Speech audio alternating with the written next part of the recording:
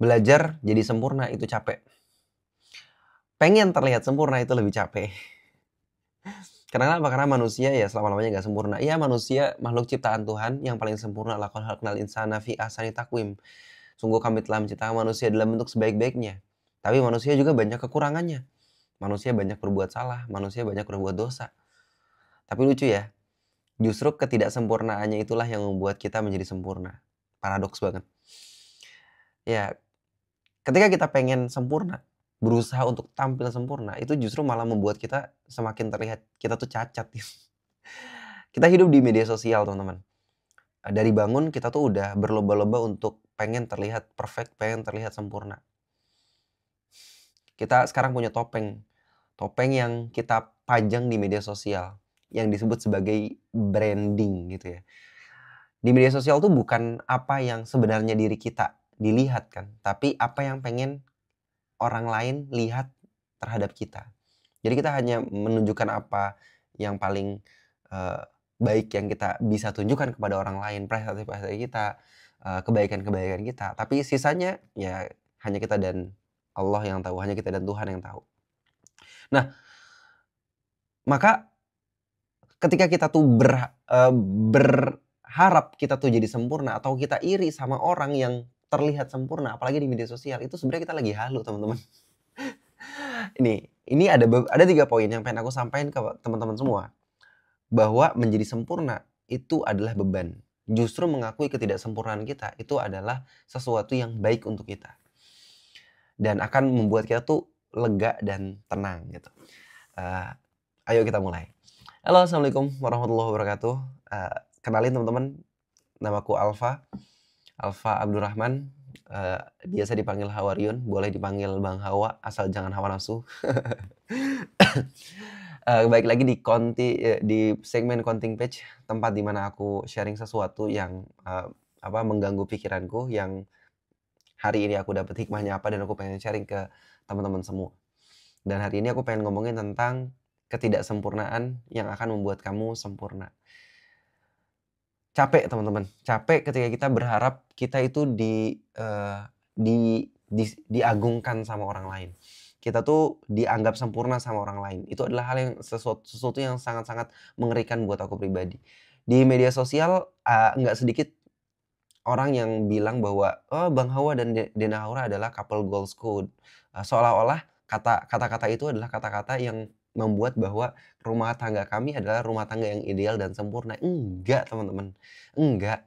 Makanya kalau misalnya teman-teman lihat apa yang aku posting, itu tuh nggak semuanya tuh tentang uwu-uwuan, tentang bagaimana prestasi kita sudah achievement apa aja, tentang bagaimana kita pergi kemana aja, kita bagaimana membangun relationship antara aku sama dia dan lain sebagainya. Enggak. Kalau teman-teman lihat bagaimana aku membawa diri sama istriku membawa diri di media sosial, kita tuh sebenarnya biasa aja.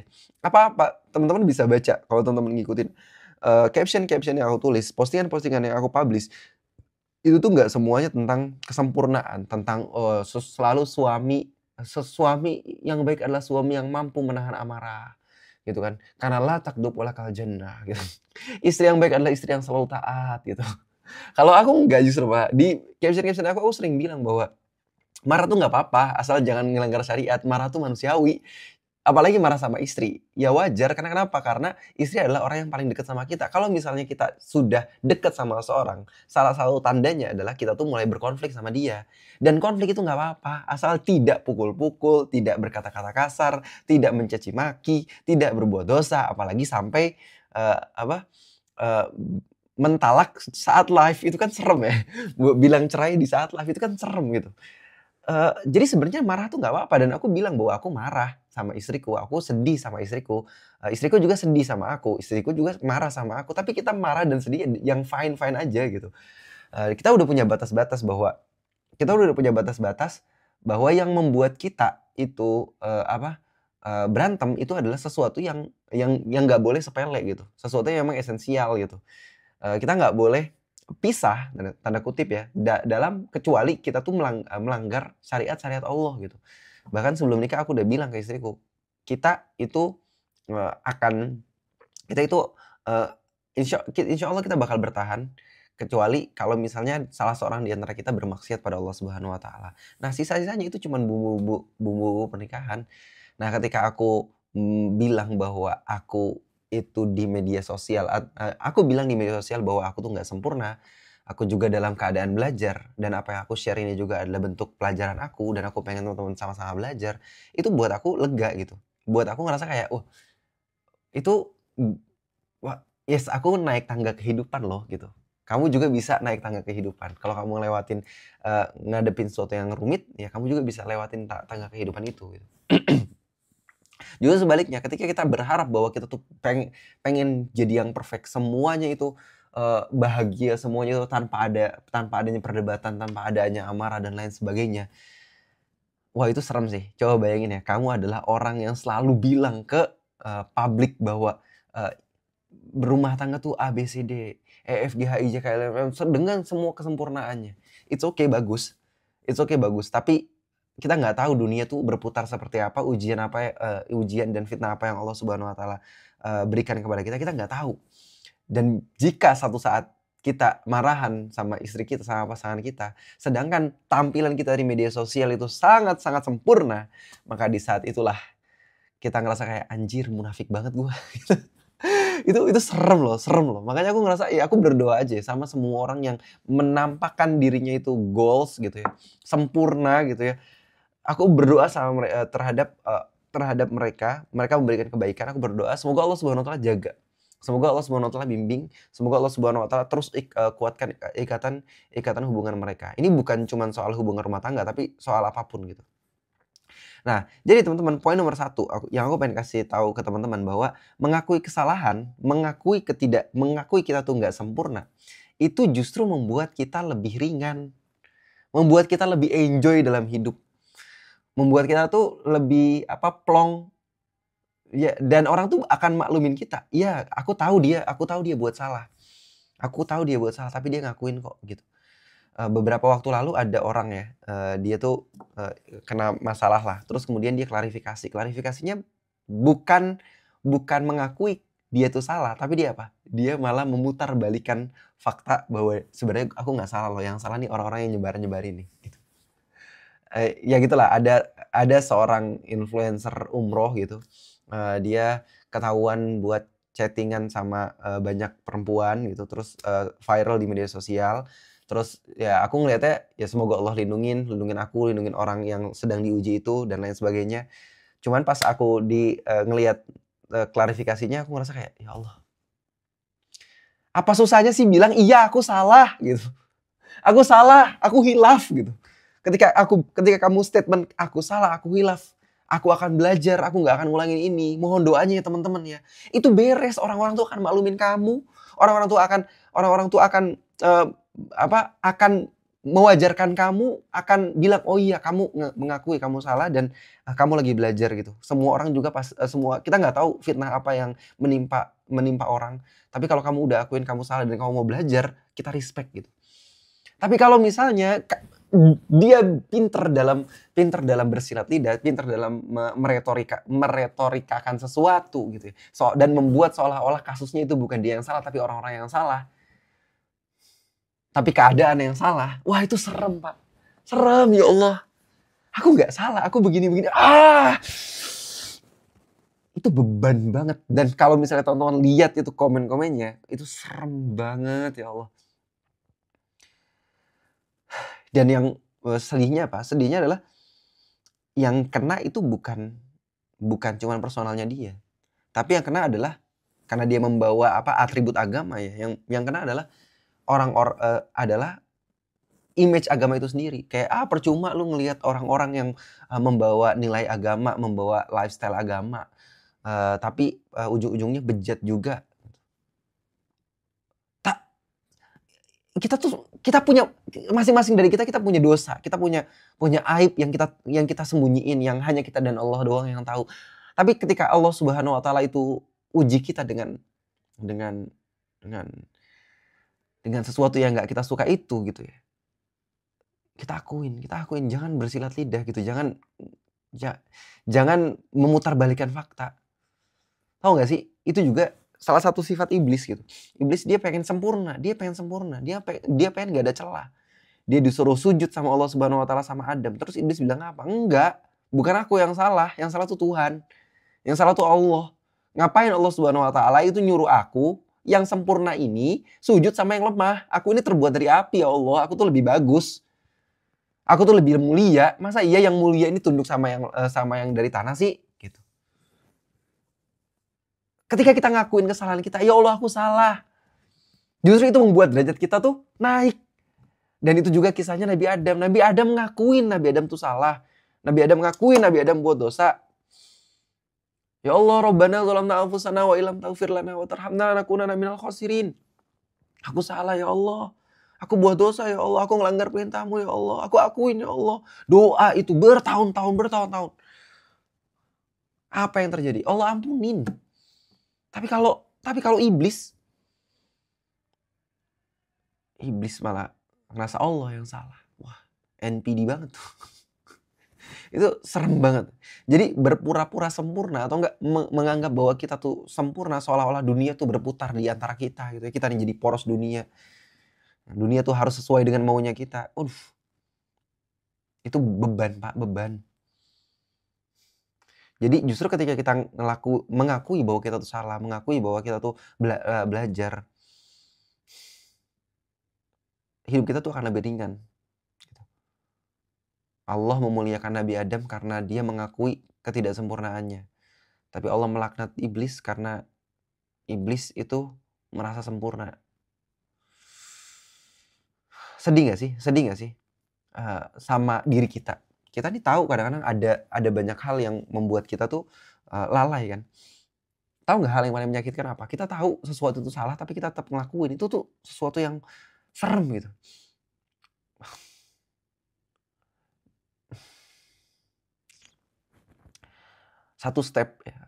Satu langkah untuk bisa kita naik level adalah ketika kita mau dan mampu mengakui kesalahan. Aku kalau misalnya lagi ada sesuatu yang membuat aku berdebat sama istriku, cekcok sama istriku, kita diskusi panjang gitu ya. Itu aku akuin kalau misalnya aku salah. Oke, aku salahnya di bagian mana? Di bagian ini. Oke, aku salah. Tapi kamu juga salah di bagian ini. Oke, dia salah. Dan itulah yang membuat aku ngerasa aku sama istriku tuh bisa berkembang, bisa naik. Dan kita nggak perlu pakai topeng. Nggak perlu pakai topeng. Yang pertama, mengakui ketidaksempurnaan itu akan membuat hidup kita lebih ringan. Yang kedua, ketidaksempurnaan itu akan membuat kita belajar. Coba bayangin ya, berapa banyak orang yang nggak pengen nanya, yang sok-sokan pinter, padahal dia bodoh. Berapa banyak orang yang ngerasa bahwa gue tuh nggak butuh orang lain, gue tuh bisa kok sendiri gitu. Padahal tau nggak, semua kehidupan kita itu dipangku sama orang lain. Emang kamu bisa hidup sampai segede ini tanpa adanya usaha dan pengorbanan ibu bapak kamu? Kamu bisa gitu gede sendiri gitu? Enggak. Kamu tuh nggak sempurna gitu. Aku juga akuin aku tuh nggak sempurna. Aku bisa sampai di titik ini aja itu bukan karena usaha aku, bukan karena kesempurnaan aku, bukan karena kerja keras aku, bukan. Tapi karena apa? Karena ada orang-orang di sekitar aku yang mengangkat aku. Aku ini sebenarnya orang biasa, teman-teman. Aku ini sebenarnya ya biasa aja sama kayak kalian. Cuman bedanya apa? Bedanya Allah kasih aku kesempatan ketemu sama Ustadz Felix. Ustadz Felix angkat aku. Ustadz Felix ngajak aku, ngajarin aku. Aku ketemu sama Ustadz Wimar. Aku ketemu sama Ustadz Cahyo, Ustadz Hidayat. Aku ketemu sama Mas Fuad, Mas Rizko. Aku ketemu sama teman-teman Yung Ngaji. Aku ada di komunitas Yung Ngaji. Jadi adanya aku di sini itu bukan karena aku sempurna. Tapi karena apa? Karena aku ditolong sama orang lain, karena aku banyak nggak bisanya.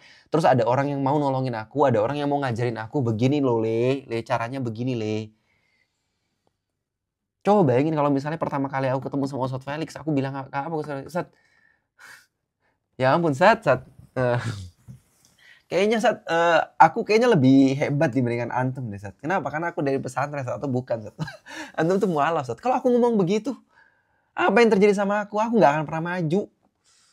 Maka aku setuju banget tuh. Sebenarnya yang membuat orang tuh bisa naik level anak tangga itu bukan karena usaha dia sendiri, tapi ada banyak banget orang yang nolongin dia, ada banyak orang yang ngangkat dia gitu. Dan semua itu adalah karunia Allah. Sama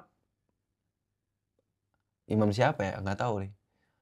Imam Ahmad bin Hambal kalau nggak salah. Beliau tuh ditanya sama banyak hal. Ada berapa? Ada 100 jawaban, tapi 60 apa 40 jawaban gitu. Nggak beliau jawab. Wahai Syekh ini gimana? Ya aku nggak tahu. La adri. Aku nggak tahu, aku nggak tahu, aku nggak tahu. Mungkin orang bakal bilang, gue gile. Orang dapat gelar Syekh, orang dapat gelar apa? Punya mazhab terkemuka gitu ya. Masa nggak bisa jawab pertanyaan kayak gini? Aku datangnya jadi jauh loh ini.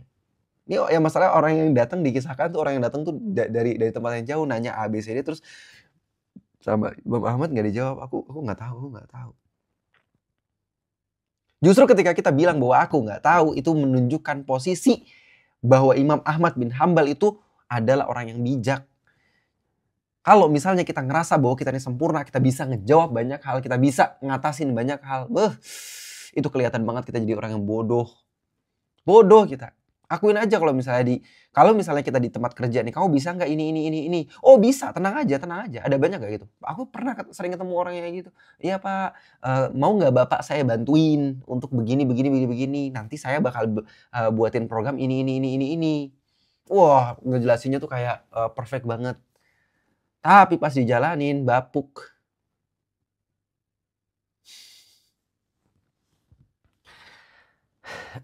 Lebih baik kita ngomong.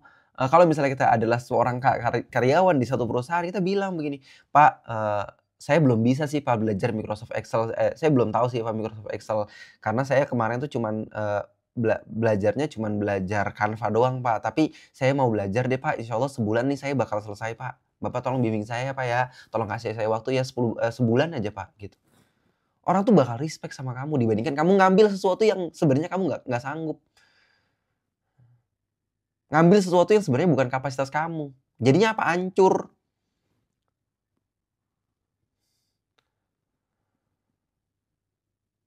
Sesungguhnya Allah Subhanahu wa taala itu memerintahkan kita untuk memberikan amanah kepada ahliha, kepada orang-orang yang mampu, kepada orang-orang yang punya kapasitas. Berapa banyak kau ditawarin untuk, "Gimana Bang Hawa, mau nggak ngejalin program ABCD?" Aku bilang, "Apa? Aku nggak mampu, aku nggak bisa. Tapi kalau kamu mau ngasih aku kesempatan untuk belajar, aku akan usahain." Dengan kita bilang bahwa kita tuh nggak mampu, dengan kita bilang bahwa kita tuh nggak sempurna, kita tuh nggak bisa A, B, C, D, itu membuat kita tuh terbuka ruang untuk belajar. Dan itu akan membuat kita semakin bertumbuh. Itu poin kedua. Poin ketiga, menerima bahwa kita tuh nggak sempurna, itu akan membuat hubungan antara kamu dengan orang yang kamu cintai atau siapapun itu jadi lebih tulus gitu. Coba bayangin ya kalau misalnya kamu berhubungan sama orang, punya temen, nggak pernah ngelihat cacatnya, itu kan serem ya. Nggak pernah mau yang namanya bercanda sama kamu. Dia jaga image, ya. Tidak pernah tertawa, ya. Tidak pernah berkata kasar.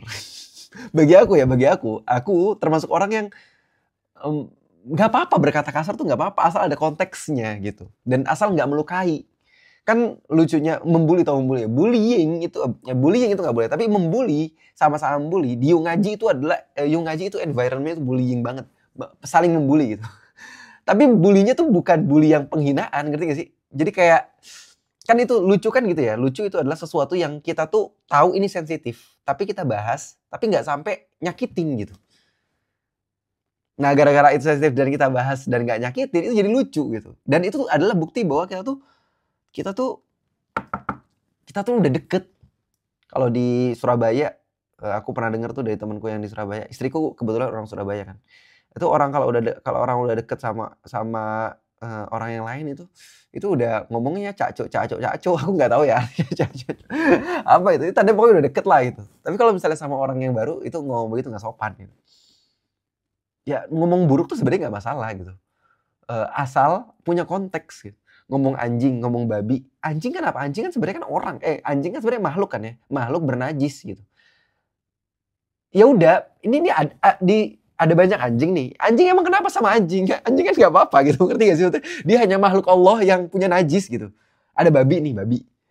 Babi apakah sesuatu yang hina itu, sesuatu yang najis, sesuatu yang kalau kamu ucapin tuh kamu ikut dosa gitu, enggak kan? Ya daging babi ya haram gitu. Babi ya najis juga gitu. Tapi ya babi tetap babi gitu. Tapi kalau misalnya babi dan anjing ini ditempatkan di konteks yang ada konteksnya, yang jadi nggak masalah. Dalam Islam juga ada banyak kok hadis, ada banyak juga kok. Bahkan Al-Quran itu ngomong tentang anjing. Hadis tuh ngomong anjing, tentang babi. Tapi konteksnya ada, konteksnya jelas. Ngomongin tentang najisnya di mana, keharamannya apa. Allah Subhanahu Wa Taala bilang khinzir itu Allah haramin, bla bla bla bla bla bla. Jadi kamu akan ngelihat orang yang beneran tulus mau temenan sama kamu ketika kamu tuh kelihatan gak sempurna dan dia tetap bertahan sama kamu. Nah, dan itu akan, dan tahu nggak ada satu penelitian di Harvard University berapa tahun, 68 tahun apa 64 tahun gitu, meneliti tentang spektrum kebahagiaan.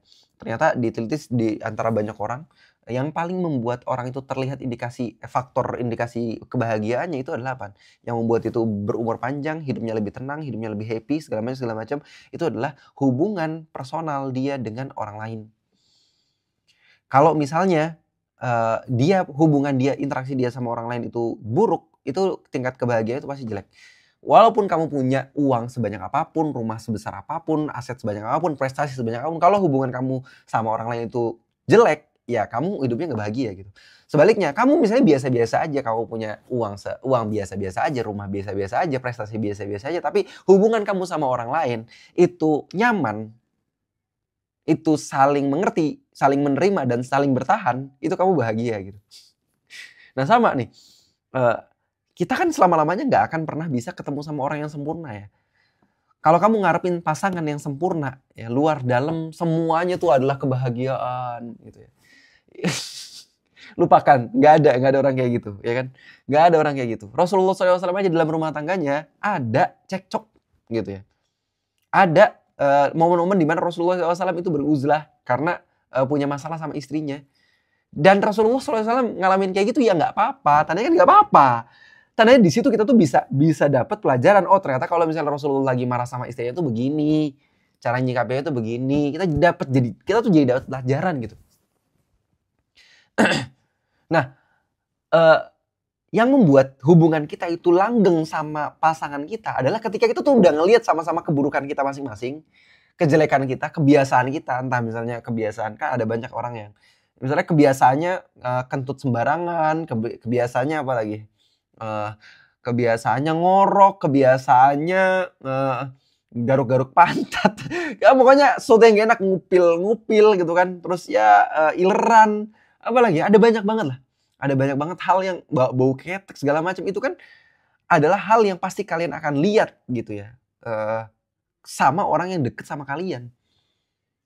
Kalau misalnya kalian bisa nerima itu baru dari fisik, belum sifat kebiasaan gitu. Kayak misalnya kebiasaan buang sampah sembarangan, kebiasaan naruh anduk di atas kasur, kebiasaan apa lagi? Kebiasaan ada banyak lah.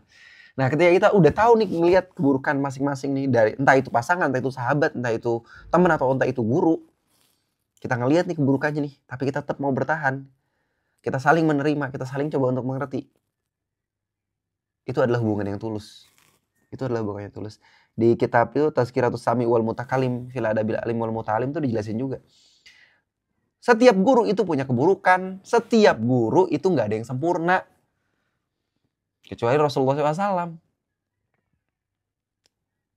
Katanya, kalau kamu nggak mau bersabar sama keburukan guru kamu nggak akan pernah bisa dapat ilmunya.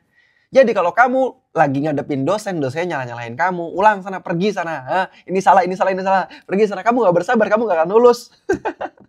Kayak gitu. Ya sama, katanya keburukan guru itu seperti asap pada gaharu. Kamu nggak mungkin bisa mendapatkan wanginya gaharu tanpa mendapatkan asapnya. Jadi ketika kita bersabar sama guru kita, bersabar sama pasangan kita, bersabar sama teman dan sahabat kita terhadap keburukannya, di saat yang bersamaan kita akan mendapatkan kebaikannya gitu. Tapi kalau kita punya mentalnya kabur cari yang sempurna, pasangan punya keburukan, jangan, aku nggak cocok sama dia, pergi, pisah segala macam, cari, mau nikah sampai 7 kali pun kagak akan pernah bisa dapet yang sempurna. mental kita diperbaiki. Oke, aku tahu aku juga nggak sempurna, dia nggak sempurna, aku juga nggak sempurna. Kita sama belajar ya, gitu. Sama-sama bertahan, kita komitmen. Itu hubungannya akan sangat-sangat tulus. Bahkan Rasulullah SAW itu juga pernah salah. Rasulullah SAW itu maksum. Maksum tuh dijaga ya dari dosa. Dijaga dari dosa. Tapi Rasulullah pernah buat salah nggak? Pernah buat salah. Tapi salahnya Rasul itu langsung ditegur sama Allah Subhanahu Wa Taala. Dan itu adalah bukti bahwa Rasulullah itu maksum. Rasulullah itu bebas dari kesalahan. Waktu itu Rasulullah SAW lagi dakwahin orang-orang kafir Quraisy, pembesar-pembesarnya. Kita tahu ya, kalau kita tahu ada namanya hukum Pareto. Kalau kamu kerjain yang 20%, maka yang 80% itu bakal ngikut gitu. Sama, dakwahin yang 20%, yaitu pemangku kebijakan, maka 80% masyarakat itu bakal ikut. Rasulullah lagi dakwahin orang-orang besar nih di Mekah. Tiba-tiba ada seorang buta. Dia datang pengen belajar Islam di mana Rasulullah. Terus Rasulullah SAW bilang, Rasulullah SAW natap, aku pengen belajar ya Islam. Terus Rasulullah bilang, iya nanti dulu ya, aku lagi ada urusan sebentar ya. Terus wahai Muhammad, aku pengen mengetahui apa itu Islam. Sampai Rasulullah SAW itu sebenarnya nggak berkata-kata, cuman begini, abus, cuman begini, mengerut gitu, mengerutkan dahinya. Jadi sempurnanya fisiknya Rasulullah ya, Rasulullah tuh bisa marah tanpa marah. Gimana ya? Jadi para sahabat tuh tahu dari gimik dari mimik mukanya aja udah tahu, oh ini Rasul lagi marah, oh ini Rasul lagi sedih. Dari mimik wajahnya tahu, kan beliau juga kan putih ya. Putih. Ya gitulah. Jadi bisa wajahnya merah segala macam. Nah, sama ini abus Rasulullah. Nah, kemudian Rasulullah tinggalin. Habis itu Allah Subhanahu wa taala turunin surat Abasa wa tawalla an ja'ahul a'ma. Dan lain sebagainya sampai akhir ayat. Di situ Rasulullah ditegur sama Allah, wahai Muhammad, ini ada orang buta loh, dia effort banget loh untuk datengin kamu, dan dia lebih ikhlas loh, lebih tulus untuk bisa mengetahui tentang aku, mengetahui tentang agama yang aku berikan kepada kamu dibandingkan mereka. Maka yang lebih prioritas untuk kamu utamakan adalah mereka, adalah orang ini. Terus Rasulullah SAW langsung memuliakan Abdullah bin Umi Maktum, dijadikan sebagai muazzinnya Rasulullah SAW. Dan Rasulullah akuin ya, Rasulullah akuin. Ya, jadi itu teman-teman. Jadi akuin kita salah, akuin kita nggak sempurna. Karena ketidaksempurnaan manusia itu yang akan membuat manusia menjadi sempurna. Mengakui ketidaksempurnaan itu akan membuat hidup kita tenang. Mengakui ketidaksempurnaan kita itu akan membuat kita belajar, kita membuka ruang belajar. Mengakui ketidaksempurnaan kita itu akan membuat hubungan kita bersama orang lain itu akan semakin tulus. Terakhir aku pengen doa bareng-bareng teman-teman semua. Semoga Allah Subhanahu wa taala menutupi aib-aib kita, memperbaiki diri kita dari kemalasan, dari kejahatan, dari kebiasaan-kebiasaan yang buruk. Allahumma astur auratina wa amin rawatina. Allahumma hafadna.